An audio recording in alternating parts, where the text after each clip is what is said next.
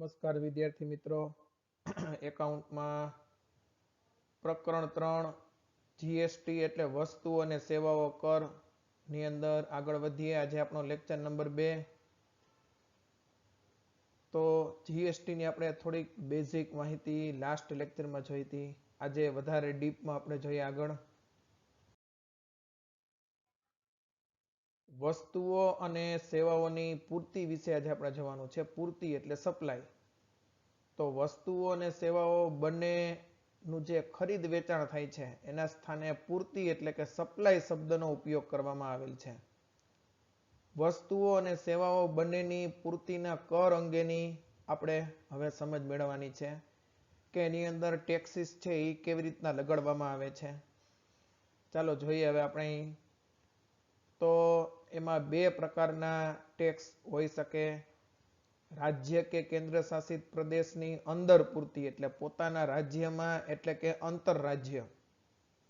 એને અંતરરાજ્ય પૂર્તિ તરીકે ઓળખવામાં આવે છે. અંતરરાજ્ય પૂર્તિ એટલે માની લો કે રાજકોટનો વેપારી સુરતના વેપારી પાસેથી માલની ખરીદી કરે, અમદાવાદનો વેપારી બરોડાના વેપારીને માલ વેચે, તો ગુજરાત રાજ્ય છે એના જ 2 શહેર છે એટલે પોતાના રાજ્યમાં ને રાજ્યમાં જ એને અંતરરાજ્ય કહેવાય. એવી રીતના ચંદીગઢ છે, પોંડિચેરી છે, ગોવા છે, આ બધા કેન્દ્ર શાસિત પ્રદેશ છે. તો કેન્દ્ર શાસિત પ્રદેશ પણ એક પ્રકારનું રાજ્ય જ કહેવાય. તો એની અંદર પણ અંદરો અંદર પોતાના રાજ્યમાં જ માલની ખરીદ વેચાણ થાય એટલે કે પૂર્તિ થાય, સપ્લાય થાય. માની લો કે મેં તમને ઉદાહરણ સમજાવ્યું હતું કે નોર્થ ગોવામાંથી સાઉથ ગોવાનો વેપારી માલ મગાવે, તો ગોવામાં ને ગોવામાં જ અહીંયા વ્યવહાર થાય છે એટલે પોતાના રાજ્યમાં જ વ્યવહાર થાય છે. એને અંતરરાજ્ય તરીકે ઓળખવામાં આવે. એક અંતરરાજ્ય હોય એટલે જે તે રાજ્ય કે કેન્દ્ર શાસિત પ્રદેશની અંદર, અને બીજો પોઈન્ટ છે રાજ્ય કે કેન્દ્ર શાસિત પ્રદેશની બહારની પૂર્તિ એટલે જે તે રાજ્ય કે જે તે કેન્દ્ર શાસિત પ્રદેશની બહાર થી માલનું ખરીદ વેચાણ. પોતાના રાજ્યની બહાર જેને આંતરરાજ્ય કહેવાય. અંતરરાજ્ય પૂર્તિ અને આંતરરાજ્ય પૂર્તિ. બોલો જી મારી સાથે. અંતરરાજ્ય પૂર્તિ અને આંતરરાજ્ય પૂર્તિ. ઓકે. તો આંતરરાજ્ય પૂર્તિ એટલે આંતર એટલે બહારનું, તો આંતરરાજ્ય એટલે પોતાના રાજ્યની બહાર. માની લો કે રાજકોટનો વેપારી મુંબઈના વેપારી પાસેથી માલ મગાવે, અથવા તો પૂનાનો વેપારી બરોડાના વેપારીને માલ વેચે. તો ગુજરાત ને મહારાષ્ટ્ર 2 રાજ્ય વચ્ચેનો વ્યવહાર છે. એવી રીતના માની લો કે જુનાગઢનો વેપારી એ પોંડિચેરીથી માલ મગાવે. તો જુનાગઢ ગુજરાત રાજ્યમાં છે, પોંડિચેરી કેન્દ્ર શાસિત પ્રદેશ છે. એટલે પોતાના રાજ્યની બહાર એટલે આંતરરાજ્ય. ઓકે. પછી આવે છે આપણે અંતરરાજ્ય પૂર્તિ છે એની ડીપમાં અભ્યાસ કરવાનો. તો જો અંતરરાજ્ય પૂર્તિમાં શું આવશે, તો કે આ પ્રકારની પૂર્તિમાં વસ્તુઓ કે સેવાઓ જે તે રાજ્ય કે કેન્દ્ર શાસિત પ્રદેશમાં પૂરી પાડવામાં આવે છે. બરાબર. એટલે આપણે જોયું હતું એમ કે ભાઈ રાજકોટનો વેપારી અમદાવાદથી માલ મગાવે, બરોડાનો વેપારી સુરતથી માલ મગાવે, તો એને અંતરરાજ્ય પૂર્તિ કહેવાય. આ સંજોગોમાં 2 પ્રકારના કર વસૂલ કરવામાં આવે છે, સીજીએસટી અને એસજીએસટી. સીજીએસટી એટલે central goods and service tax અને એસજીએસટી એટલે state goods and service tax. Okay. તો એમાં સીજીએસટી અને એસજીએસટી 2 લાગુ પડશે. તો ઉદાહરણ જોઈએ આપણે એના. દાખલા તરીકે અમદાવાદનો વેપારી રાજકોટના વેપારીને 10,000 નો માલ વેચાણ કરે છે, જીએસટી 12%. હવે અમદાવાદનો વેપારી રાજકોટના વેપારીને 10,000 નું માલનું વેચાણ કરે છે, તો 10,000 ના કા સીધા 12% કરી નાખો એટલે 1200 રૂપિયા જીએસટી થયો. એ 1200 રૂપિયા જીએસટી ની અંદર સીજીએસટી 600 અને એસજીએસટી 600. કાં આવી રીતના કરો અને કાં પછી આ રીતે કરો કે 2 50-50% એટલે 12%ના 50% કરો એટલે 6%, અડધા કરવાના. 6% CGST, 6% SGST, તો 10,000ના 6% એટલે 600, 10,000ના 6% એટલે 600, તો CGST 600 અને SGST 600. તો આ રીતે અમદાવાદનો વેપારી રાજકોટના વેપારીને માલનું વેચાણ કરે છે તો અમદાવાદના વેપારીને CGST 600 રૂપિયા ભરવાનો અને SGST 600 રૂપિયા ભરવાનો થાય. બરાબર.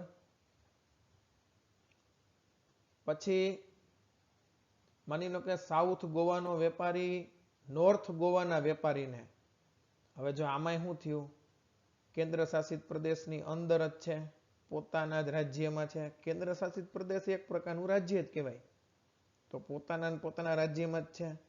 સાઉથ ગોવાનો વેપારી છે એ નોર્થ ગોવાના વેપારીને 50,000 રૂપિયાનો માલ વેચાણ કરે છે. તો સાઉથ ગોવાનો વેપારી છે એને GST 18% ભરવાનો છે. તો 50,000 રૂપિયા છે એના 18%માં 2 ભાગ કરી નાખવાના, 9% CGST, 9% SGST. હવે જ્યારે GST ની અંદર કેન્દ્ર શાસિત પ્રદેશ આવે ત્યારે આવા સંજોગોમાં SGST લાગુ નથી પડતો, ત્યારે આવા સંજોગોમાં UT-GST લાગુ પડે છે. બરાબર. એટલે આપણે ઉપર એક B માં ઉમેરી દેશું SGST અને UT-GST, કારણ કે UT એટલે યુનિયન ટેરેટરી, આપણે લાસ્ટ ટાઈમ જોયું હતું.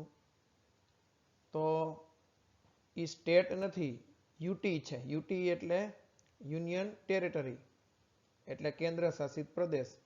એટલે 9% CGST, 9% UT-GST. તો 50,000ના 9% કરો એટલે 4500, 50,000ના 9% કરો એટલે 4500. તો 4500 CGST, 4500 UT-GST. આ રીતે લાગુ પડશે. અને આંતરરાજ્ય પૂર્તિ કહેવાય. ચલો ક્લિયર બધાને? ફરીથી કહી દઉં. આંતરરાજ્ય એટલે જે તે રાજ્યમાં જ માલનું ખરીદ વેચાણ થાય, માલની પૂર્તિ થાય, સપ્લાય થાય. તો જે તે રાજ્ય હોય ને તો એમાં GST 2 પ્રકારનો લાગે, CGST ને SGST. અને કેન્દ્ર શાસિત પ્રદેશમાં, કેન્દ્ર શાસિત પ્રદેશની અંદર જ જે એરિયા હોય એમાં એક એરિયામાંથી બીજા એરિયામાં માલનું ખરીદ વેચાણ થાય, જે તે કેન્દ્ર શાસિત પ્રદેશની અંદર જ, એટલે આંતરરાજ્ય. તો કેન્દ્ર શાસિત પ્રદેશ હોવાના કારણે એમાં SGST ની જગ્યાએ શું લાગશે? UT-GST લાગશે. એટલે એમાં CGST અને UT-GST શું લાગશે? બોલો જય. CGST અને UT-GST. ઓકે. તો આ રીતે વસ્તુઓ અને સેવાઓ ઉપર કર લાગશે. આ આંતરરાજ્ય પૂર્તિ થયો. પછી આવશે આંતરરાજ્ય પૂર્તિ. આંતરરાજ્ય પૂર્તિમાં જાજી ઉપાધિ નથી, કારણ કે પોતાના રાજ્ય કે કેન્દ્ર શાસિત પ્રદેશની બહાર પૂરી પાડવામાં આવે છે. આ સંજોગોમાં એક જ પ્રકારનો કર લાગુ પાડવામાં આવે છે અને એ કરનું નામ છે IGST, એટલે સંકલિત વસેક, integrated goods and service tax. એટલે આમાં તમારે કંઈ જાજુ વિચારવાનું નથી. દાખલા તરીકે રાજકોટનો વેપારી મુંબઈના વેપારીને 23,000નો માલ વેચે છે. બરાબર. હવે રાજકોટનો વેપારી મુંબઈનો વેપારી એટલે આંતરરાજ્ય થઈ ગયું. રાજકોટ એટલે ગુજરાત, મુંબઈ એટલે મહારાષ્ટ્ર, એટલે બીજા રાજ્યમાં વહી ગયા આપણે. તો GST 12% છે, તો એ GST 12% કયો લાગશે? તો કે સીધે સીધો IGST જ લાગશે. એટલે કે 20,000ના 12% IGST એટલે 20,000ના 12% કરો એટલે 2,400 રૂપિયા. આમાં કોઈ ભાગ નહીં પડે. બરાબર. આવી રીતના કેન્દ્ર શાસિત પ્રદેશમાં થાય કે ગોવાનો વેપારી છે એ ચંડીગઢના વેપારીને ₹30,000નો માલ વેચે છે. તો ગોવાનો વેપારી ચંદીગઢના વેપારીને 30,000નો માલ વેચે છે, તો ગોવા પણ કેન્દ્ર શાસિત પ્રદેશ છે ને ચંદીગઢ પણ કેન્દ્ર શાસિત પ્રદેશ છે. જીએસટી 5% છે માની લો કે, તો અહીંયા ગોવાનો વેપારી ચંદીગઢના વેપારીને જ્યારે માલ વેચે છે ત્યારે ગોવાના વેપારીને જીએસટી 5% ભરવો પડે છે. તો પોતાના કેન્દ્ર શાસિત પ્રદેશની બહાર જાય છે એટલે આંતરરાજ્ય કહેવાય. તો એમાં જીએસટી કયા પ્રકારનો લાગશે? તો કે આઈજીએસટી 5%. 30,000ના 5% એટલે કેટલા થાય? 1,500 રૂપિયા. જો હવે એવું જરૂર નથી કે એક રાજ્ય ને બીજું રાજ્ય, એક કેન્દ્ર શાસિત પ્રદેશ ને બીજો કેન્દ્ર શાસિત પ્રદેશ એવું જ હોય. હવે મોઢે કહી દઉં છું તમને. માની લો કે દીવ છે તો એ કેન્દ્ર શાસિત પ્રદેશ છે, દીવ દમણ ને ગોવા, બરાબર? આપણે આવતું પેલા પાઠમાં ભણવાનું. તો દીવ છે એ કેન્દ્ર શાસિત પ્રદેશ છે. તો દીવનો વેપારી માની લો કે જયપુરની અંદર માલ વેચે, તો દીવ છે એ પોતે કેન્દ્ર શાસિત પ્રદેશ છે. હવે એની બહાર જાય છે આપણે, જયપુર રાજસ્થાનમાં આવે, બરાબર? એક કેન્દ્ર શાસિત પ્રદેશ છે, બીજું રાજ્ય છે. તો કેન્દ્ર શાસિત પ્રદેશનો વેપારી તો પોતાના કેન્દ્ર શાસિત પ્રદેશની બહાર માલ વેચે છે કે નહીં, એટલે એને આંતરરાજ્ય જ કહેવાય. તો એની અંદર પણ એક જ પ્રકારનો ટેક્સ લાગે, આઈજીએસટી. તો યાદ રાખો, એક રાજ્યમાંથી બીજા રાજ્યમાં, એક કેન્દ્ર શાસિત પ્રદેશમાંથી બીજા કેન્દ્ર શાસિત પ્રદેશમાં, અથવા તો એક રાજ્યમાંથી બીજા કેન્દ્ર શાસિત પ્રદેશમાં, ટૂંકમાં તમે તમારા રાજ્ય કે કેન્દ્ર શાસિત પ્રદેશની બહાર માલની ખરીદી કે વેચાણ કરો તો એને આંતરરાજ્ય પૂર્તિ કહેવાય. આવા સંજોગોમાં એક જ પ્રકારનો ટેક્સ લાગે, આઈજીએસટી. Okay, ready? ક્લિયર? આમ પોતાના રાજ્ય કે કેન્દ્ર શાસિત પ્રદેશમાં જ વ્યવહાર થાય તો એને આંતરરાજ્ય વ્યવહાર કહેવાય. અને જો પોતાના રાજ્ય કે કેન્દ્ર શાસિત પ્રદેશ સિવાયના રાજ્ય કે કેન્દ્ર શાસિત પ્રદેશ વચ્ચેનો વ્યવહાર થાય તો તેને આંતરરાજ્ય વ્યવહાર કહેવામાં આવે છે. તો તમને પરીક્ષામાં પૂછે કે આંતરરાજ્ય વ્યવહાર એટલે શું? તો કે પોતાના રાજ્ય કે કેન્દ્ર શાસિત પ્રદેશમાં જ વ્યવહાર થાય તો તેને આંતરરાજ્ય વ્યવહાર કહે છે. તમને એમ કે આંતરરાજ્ય વ્યવહાર એટલે શું? તો કે પોતાના રાજ્ય કે કેન્દ્ર શાસિત પ્રદેશ સિવાયના રાજ્ય કે કેન્દ્ર શાસિત પ્રદેશ વચ્ચેનો વ્યવહાર થાય તો તેને આંતરરાજ્ય વ્યવહાર કહેવામાં આવે છે. ઓકે, આ બે ડેફિનેશન ખાસ યાદ રાખવાની છે, મોસ્ટ આઈએમપી છે. આગળ જાય છે.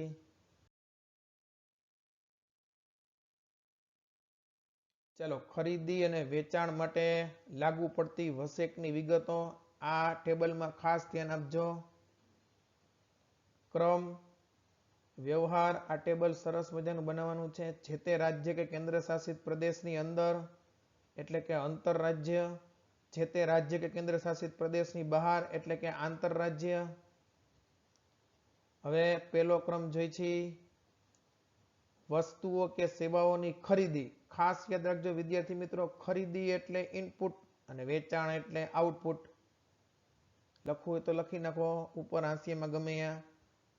અહીંયા ખરીદી એટલે ઇનપુટ, આમ તો પરચેસ થાય પણ અહીંયા તમે એવું યાદ રાખજો, ખરીદી એટલે ઇનપુટ વપરાય છે જીએસટી માટે. તો ખરીદી ડેશ કરીને ઇનપુટ, INPUT. એની નીચે વેચાણ ડેશ કરીને આઉટપુટ, OUTPUT.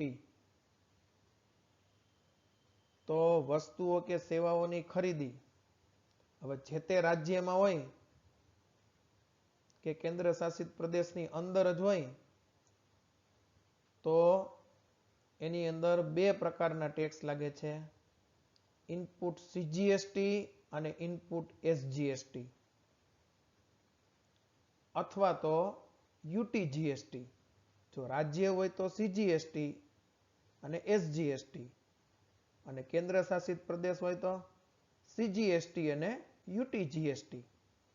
ઓકે, હવે જે તે રાજ્ય કે કેન્દ્ર શાસિત પ્રદેશની બહાર હોય તો ખરીદી છે એટલે ઇનપુટ, IGST. આવી રીતના વસ્તુ કે સેવાઓનું વેચાણ હોય તો વેચાણમાં આઉટપુટ લગાડવાનું. માની લો કે આંતરરાજ્ય હોય તો કે રાજ્ય હોય તો સીજીએસટી અને એસજીએસટી, આઉટપુટ સીજીએસટી અને આઉટપુટ એસજીએસટી. કેન્દ્ર શાસિત પ્રદેશ હોય તો કે આઉટપુટ સીજીએસટી અને આઉટપુટ યુટીજીએસટી. ઓકે. અને જે તે રાજ્ય કે કેન્દ્ર શાસિત પ્રદેશની બહાર તો આઉટપુટ આઈજીએસટી આ રીતે લખવામાં આવે છે. સમજાય છે બધાને?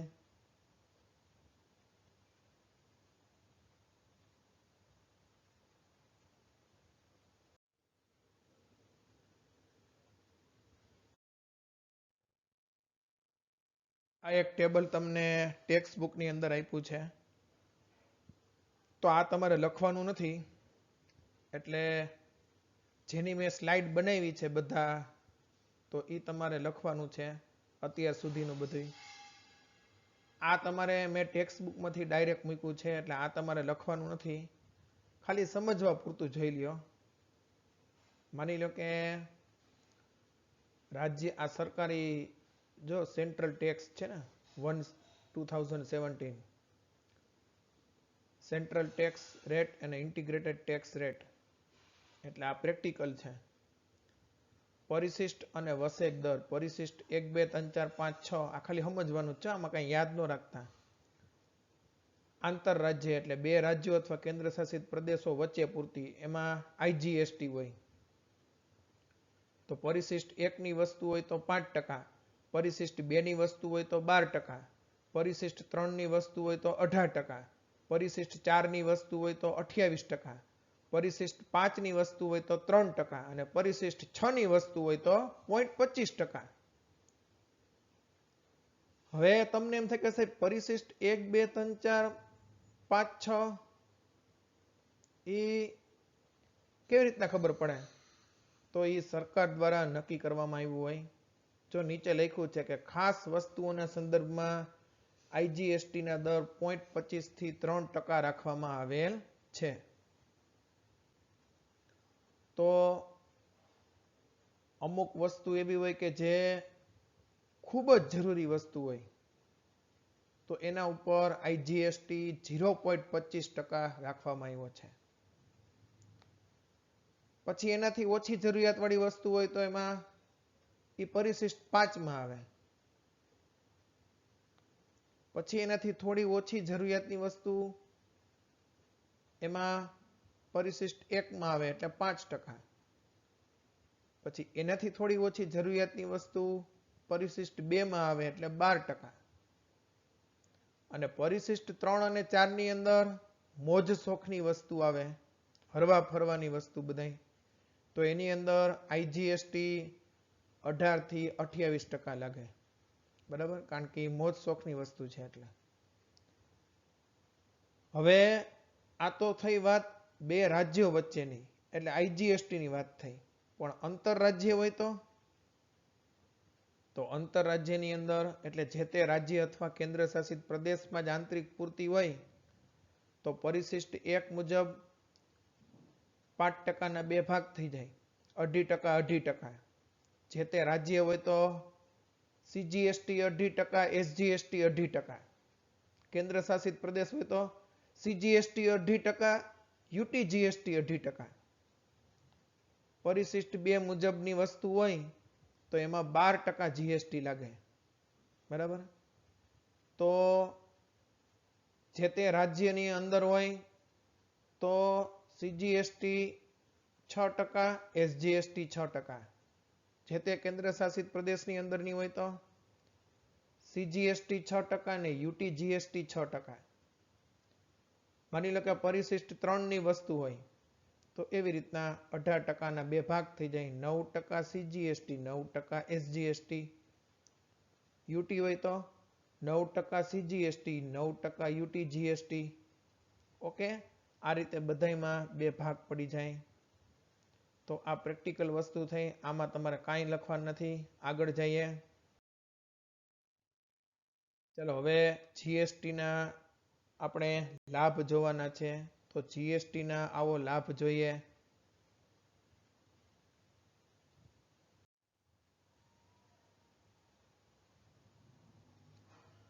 ચાલો હવે વસેકના એટલે કે જીએસટીના લાભ જોઈએ. તો જીએસટીનો લાભ છે પેલો એક જ કર. આમાં પણ આપણે અંદરનું લખવાનું નથી. તમે જીએસટીના લક્ષણો 2 અને લાભ 2 કોઈ પણ 2 યાદ રાખી લેવાના છે. આ તો આપણે ખાલી સમજૂતી માટે જોઈ છીએ. ટેક્સ્ટ બુકમાં પાછળ જે પ્રશ્ન આપ્યા છે એમાં કોઈ પણ 2 જ લક્ષણો અને કોઈ પણ 2 જ લાભ યાદ રાખવાના છે. એક જ કર તો આ તો આપણે ઉમેય જોઈ ગયા હતા કે કેન્દ્ર સરકાર ને રાજ્ય સરકારના વિવિધ પરોક્ષ કરો હતા. એના સ્થાને એક જ કરની વ્યવસ્થા ઊભી કરવામાં આવી છે. તો એ જીએસટી નો બેનિફિટ છે. પછી છે સરળ કર વ્યવસ્થા. બીજું વિવિધ પ્રકારના પરોક્ષ વેરાઓ હતા ને એ રદ થઈ જવાથી શું થયું, જીએસટી એક જ થઈ ગયું એટલે સરળ કર વ્યવસ્થા થઈ ગઈ. પછી ત્રીજું છે બેવડા કર દૂર. પેલા કેવું હતું કે ઉત્પાદનનો ટેક્સ ભરવાનો, પાછો ખરીદીનો ભરવાનો કાચા માલની, પછી વેચાણ કરો ત્યારે ટેક્સ ભરવાનો. તો એ બેવડા કર થતા હતા એ દૂર થઈ ગયા હવે. પછી ભાવ ઘટાડાનો લાભ. વસ્તુઓ અને સેવાઓ છે જીએસટી આવવાથી શું થશે તો કે બેવડા કર દૂર થાય. અને બેવડા કર દૂર થાય એટલે શું થાય તો કે વસ્તુ સસ્તી બને. વસ્તુ સસ્તી બને એટલે ભાવ ઘટાડાનો લાભ મળે.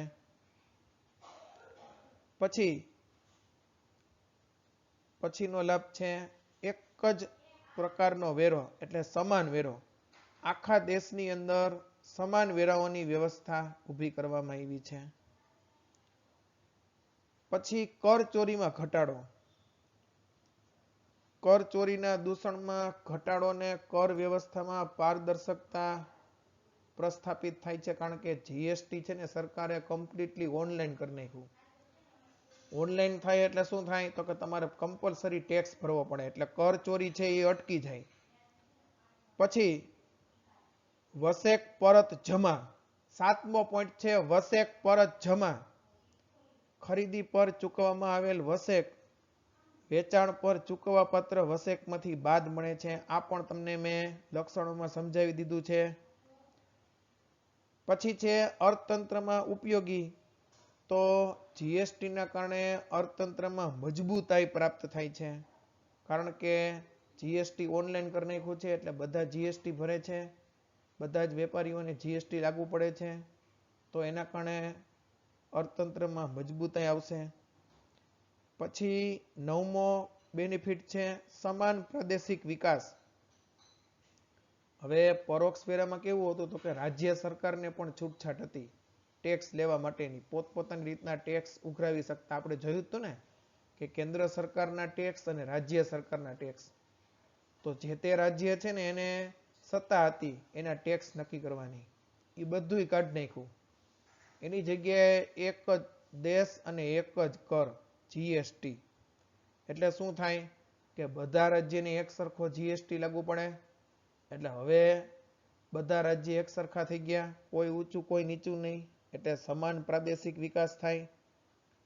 પછી વહીવટી કામગીરી છે ને એ ઘટી ગઈ ઘણી બધી.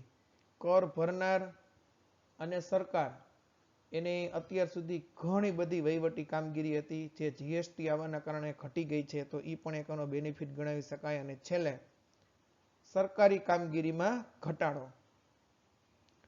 તો સરકારી કામગીરી ઘટે એટલે વહીવટી કામગીરી ઘટી જાય એટલે સરકારને પણ કામગીરી ઘટી જાય. તો એ પણ એક પ્રકારનો બેનિફિટ છે. કારણ કે આફ્ટર ઓલ સરકારમાં જેટલી કામગીરી વધે એનો બોજ છે એ પ્રજા ઉપર જ આવતો હોય. તો સરકારી કામગીરી ઘટે તો પણ આખા દેશને અર્થતંત્રને બેનિફિટ જ થાય. તો આ બધા જીએસટીના બેનિફિટ છે. હવે બધાને ખાસ સૂચના સાંભળવાની છે. આ સાથે આપણું અહીંયા પ્રકરણ છે એ આપણે પૂર્ણ કરીએ છીએ. અને થેન્ક યુ વેરી મચ. હવે 5 મિનિટ ખાસ સૂચના સાંભળવાની છે. એટલે આની ચર્ચા તમારે કોઈની સાથે કરવાની નથી. ખરેખર જૂનો કોર્સ હતો એની અંદર પહેલું ચેપ્ટર અત્યારે જે છે આપણે ટેક્સ્ટ બુકમાં ઈ જ હતું, બીજું ચેપ્ટર ઈ જ હતું, નામે ઈ જ. પછી ત્રીજું ચેપ્ટર જૂના કોર્સની અંદર આમ નોંધ હતું. જૂનો કોર્સ એટલે હમણાં 1-2 વર્ષ પહેલાનો જ કોર્સ. ત્રીજું ચેપ્ટર આમ નોંધ હતું ને ચોથું ચેપ્ટર હિસાબી સમીકરણ અને ધંધાના વ્યવહારો. હવે છેલ્લા 1.5-2 વર્ષથી શું થયું, આ 2017માં જીએસટી આવ્યો એટલે 18 ની અંદર ટેક્સ્ટ બુકમાં જીએસટી મૂકવામાં આવ્યો. એટલે 17-18માં માત્ર એકાઉન્ટની ટેક્સ્ટ બુકમાં એક ચેપ્ટર 11માં વધ્યું જીએસટી. હવે એને આમનોનની પહેલા જ મૂકવું પડે, કારણ કે આમનોનમાં જીએસટી વાળા દાખલા છે. એટલે એ લોકો એવું કર્યું કે પહેલા 2 ચેપ્ટર એમને રાખ્યા, ત્રીજું ચેપ્ટર જીએસટી મૂક્યું, પછી ચોથું ચેપ્ટર આમનોન ને 5મું ચેપ્ટર હિસાબી સમીકરણ. હવે સરકારનો જે પરિપત્ર આપણે એકમ કસોટીનો છે એની અંદર મિસ્ટેક થઈ ગઈ છે. હવે પરિપત્રમાં ઉપરથી મિસ્ટેક થઈ ગઈ હોય એટલે એ લોકો ત્યાં હવે કોઈ પ્રકારે સુધારો તો ન જ કરે, કારણ કે ત્યાં થોડુંક ઝકી વલણ હોય. એટલે એ લોકો હવે એ સુધારા વધારા નહીં કરે. એ લોકોએ જૂના કોર્સ મુજબ આ 4 પ્રકરણની એટલે 1, 2, 3, 4, તો તમે નામ જોવો ને તો 1, 2, 3, 4 જૂના કોર્સ મુજબ છે. એટલે કે પહેલા 2 ચેપ્ટર ઈ નહીં, પછી ત્રીજું ચેપ્ટર જીએસટી હોવું જોઈએ, એના બદલે ત્રીજું ચેપ્ટર એમાં આમનોન લખ્યું છે અને ચોથું ચેપ્ટર હિસાબી સમીકરણ લખ્યું છે. બરાબર? તો આપણે તો લાઈનમાં જ ચેપ્ટર ચલાવી છીએ. એકાઉન્ટની અંદર 12મા ધોરણની અંદર પણ ક્યારેય કોઈ ચેપ્ટર હું આડાવડું નહીં લઉં. બરાબર? બધા ચેપ્ટર લાઈનમાં જ લેશું. એટલે સિક્વન્સ મુજબ એકાઉન્ટમાં ચેપ્ટર ચાલે, એટલે એમાં આપણે આડાવડું ન કરી શકીએ. એટલે મારે આ ફરજિયાત ત્રીજું ચેપ્ટર વચ્ચે લેવું જ પડ્યું. દરેક વિદ્યાર્થી મિત્રોને ખાસ સૂચના છે, કાન ખોલીને સાંભળી લેજો. આની ચર્ચા તમારે બીજા કોઈની સાથે નથી કરવાની. પ્રકરણ 3 એટલે આ જે તમે ભણ્યા એ એકમ કસોટીની અંદર એમાંથી એક પણ માર્કનું પૂછાવાનું નથી. પણ આ એકમ કસોટીમાં નહીં પૂછાય, પછીની એકમ કસોટી આવશે એમાં તો પૂછાશે ને. 6 માસિક પરીક્ષા લે સરકાર કદાચ. બરાબર? તો એમાં તો પૂછાશે ને, તો ત્યારે તો કરવું જ પડશે.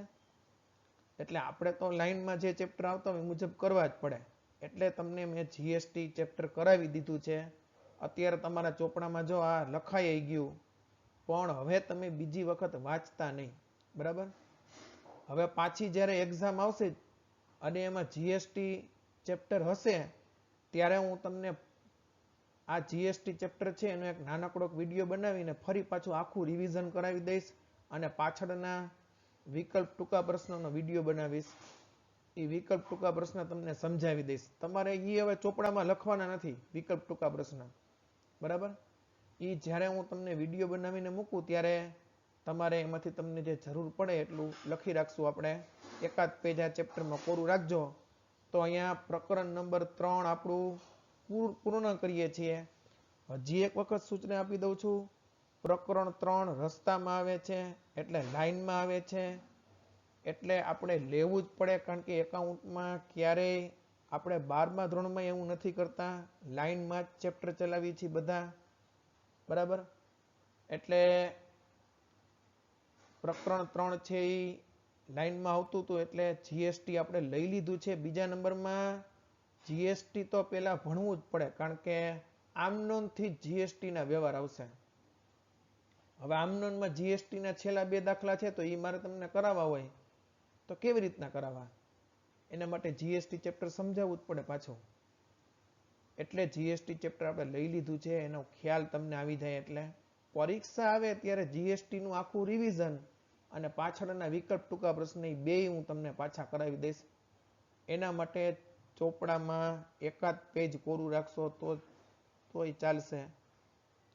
2-4 યાદ રાખો કે નોંધ એવી લખાવી હોય મારે તો એ તમે એમાં લખી શકો. એકાદ પેજ કોરું રાખી દેજો. આ ચેપ્ટર તમે અહીં સુધી લખી નાખો સ્લાઇડ શો એટલે પૂરું. આ ચેપ્ટરમાંથી આ એકમ કસોટીમાં એક પણ માર્કનું પૂછાવાનું નથી. બરાબર? સરકારી ભૂલ છે.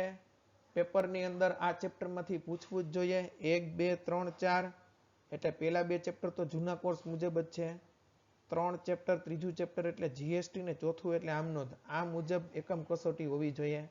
એના બદલે એકમ કસોટીમાં તમે જોઈ લ્યો આપણે ગ્રુપમાં મૂક્યું છે, એમાં 4 ચેપ્ટરના નામ લખ્યા છે. પહેલા 2 ચેપ્ટર, પછી આમનોન ડાયરેક્ટ અને હિસાબી સમીકરણ. તો જીએસટી વચ્ચે ક્યાંય આવ્યું જ નહીં એમાં. બરાબર? તો આપણે તો જીએસટી માં વચ્ચે લઈ લઈ છીએ, એટલે 1, 2, 3 પ્રકરણ જીએસટી પૂરું થઈ ગયું. આ એકમ કસોટીની અંદર જીએસટી નથી પૂછાવાનું. આ એકમ કસોટીમાં પહેલું, બીજું, ચોથું ને પાંચમું આ રીતના ચેપ્ટર છે. તો હવે આપણે નેક્સ્ટ લેક્ચરમાં આગળનું પ્રકરણ શરૂ કરશું. બરાબર? અત્યારે આ જીએસટી નું આપણે જે થઈ ગયું છે એ તમારા ચોપડામાં લખાઈ ગયું છે, આમને એમ લખેલું રાખજો. નેક્સ્ટ જ્યારે કસોટી આવે ત્યારે તમને કામ આવશે. હવે પછી આપણે પ્રકરણ 4 શરૂ નથી કરતા, પ્રકરણ 5 શરૂ કરવાના છીએ. એટલા માટે કે પ્રકરણ 4 આમનો એકદમ લાંબુ ચેપ્ટર છે. તો પેલા 5મું ચેપ્ટર એટલે હિસાબી સમીકરણ, આ ચેપ્ટર આપણે લઈ લઈ છીએ. 1 જ કલાકનું ચેપ્ટર છે. બરાબર? એટલે 5મું ચેપ્ટર તમારે 1 કલાકમાં આવતીકાલે જ પૂરું થઈ જશે. અને સોમવારથી આપણે આમનોન ચાલુ કરી દઈશું. એટલે સોમ, મંગળ, બુધ, ગુરુ 4 દિવસમાં આમનોનમાં તમારે ઘણું બધું થઈ જશે. એકમ કસોટીમાં તમને પ્રોબ્લેમ નહીં થાય એટલું થઈ જશે. ઓકે? અસ્તુ. જય હિન્દ, જય ભારત.